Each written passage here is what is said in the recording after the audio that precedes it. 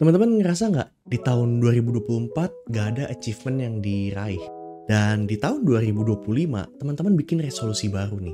Tapi udah 1,5 bulan berjalan, kayaknya nggak ada tanda-tanda kalau resolusi itu akan tercapai. Entah resolusi bisa dapat income sampingan, resolusi bisa punya IELTS minimal 7 buat kuliah, atau yang paling simpel mulai olahraga 1 kali seminggu. Pada video kali ini, gue mau share nih ke kalian, gimana caranya supaya kalian itu nggak lagi nyanyain waktu di malam hari, terutama yang udah kerja kantoran.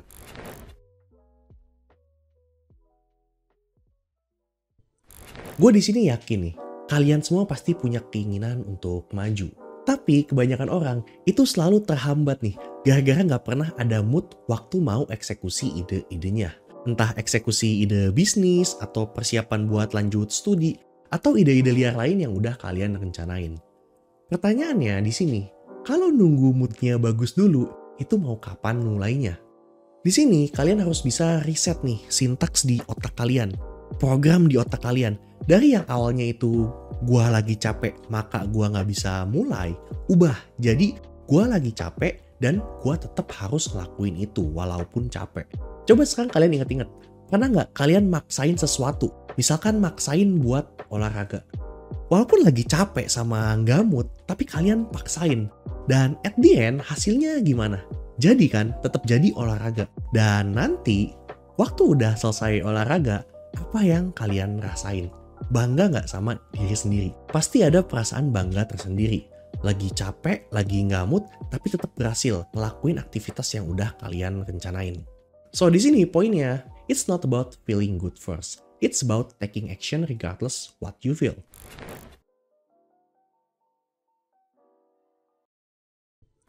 Apapun yang kita lakuin itu bisa digolongin ke dalam 3 bucket. Fundamental, fun, sama future.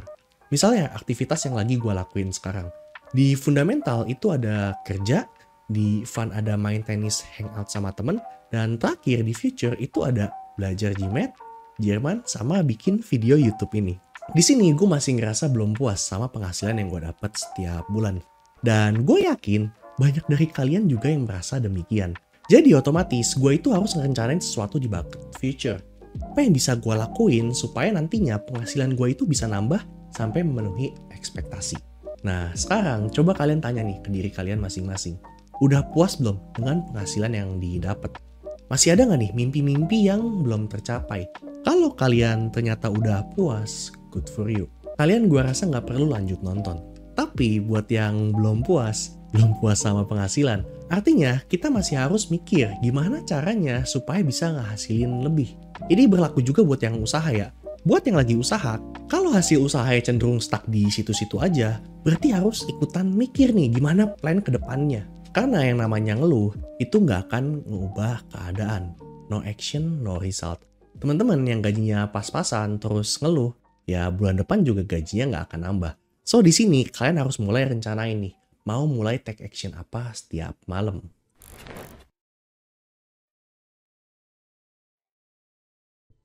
Coba, gue mau kalian ingat-ingat nih. Habis kerja di kantor, OTW pulang ke kosan, terus sampai di depan pintu. Apa ya hal yang pertama kali kalian lakuin setelah buka pintu kamar? Duduk di lantai, nyender di kasur, scroll TikTok, atau nonton Netflix? Yang janjian nonton 1 episode, tapi kepencet autoplay sampai 3 atau 4 episode. Menurut research, walaupun katanya kita itu punya kebebasan buat milih, realitanya keseharian kita itu udah ditentuin sama lingkungan sekitar. Kalau nggak ada yang diubah, ya nantinya bakal gitu terus, ngulang terus kebiasaan-kebiasaan yang udah terbentuk. Di sini kuncinya, kalian harus bisa ngindarin atau ganti kebiasaan yang biasanya dilakuin. Kalau biasanya masuk kamar langsung taruh tas duduk di lantai, coba ganti nih. Masuk kamar langsung mandi biar seger. Atau nggak ke dapur buat bikin kopi. Buat kalian yang mau olahraga, coba dari semalam udah disiapin nih outfitnya. Bawa aja ke kantor. Jadi abis pulang kerja itu kalian nggak perlu balik ke kosan, tapi langsung ke tempat fitness. Karena ngindarin balik ke kosan, nggak akan ada tuh ceritanya mager lah, cuaca mendung lah, udah PW nyender ke kasur lah. Nggak akan ada alasan-alasan kayak gitu. Jadi langsung aja, kalian hindarin atau ganti habit yang biasanya itu dilakuin.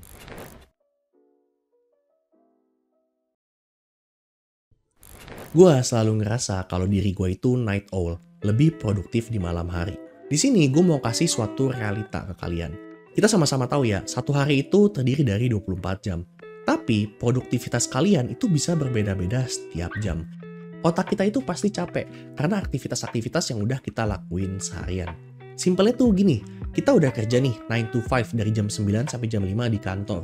Terus malam hari kita mau lanjut produktif nih. Kalian mau bikin motivation letter di malam hari.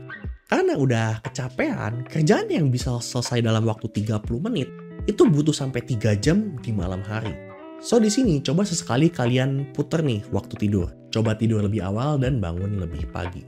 Rasain ngerjain sesuatu dengan otak yang masih fresh. The world is still quiet. Gak ada distraksi nih di jam-jam segitu. Belum ada orang yang upload story di Instagram. Gak akan ada ajakan Discord dari temen. Just pure uninterrupted focus time. So di sini teman-teman itu jangan rely sama not wasting your evening. Coba sesekali bangun lebih pagi. Utilize your morning time when the world is still quiet.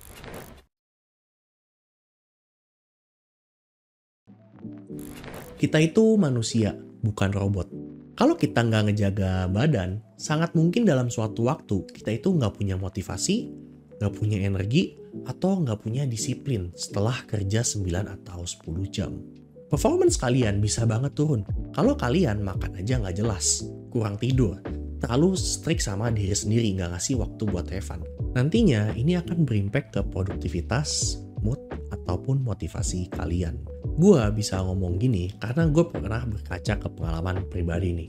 Gue pernah selama kerja itu tidur 6 jam setiap hari, dari jam 2 sampai jam 8 doang. At the end, semuanya tuh jadi berantakan. Di kantor ngantuk, pulang kantor lebih ngantuk lagi padahal udah di bus pakai kopi. Terus belajar juga jadi nggak mudeng. Gue serasa lemot banget. Di sini penting banget buat teman-teman itu nge-maintain nih kebiasaan hidup sehat. Kayak misalnya makan makanan yang sehat. Prioritasin 7-8 jam tidur sehari. Minum air putih yang banyak. Dan nggak apa-apa banget sesekali itu kasih waktu buat diri kalian have fun. Dan hopefully dengan menjaga kebiasaan hidup yang sehat, kalian bisa selalu menjadi versi terbaik diri kalian. Oke teman-teman, sekian aja sharing gue tentang jangan sia-siain waktu malam kalian. At the end, kalian sendiri yang punya kontrol nih atas diri kalian. Jangan sampai resolusi di tahun 2025 ini yang udah kalian susun berakhir dilupain kayak tahun-tahun sebelumnya. Mulai take action setelah kalian tutup video ini. Tapi sebelum ditutup, jangan lupa like video ini kalau menurut kalian bermanfaat. Dan kalau kalian ada pandangan lain, boleh banget share di kolom komentar. Cus!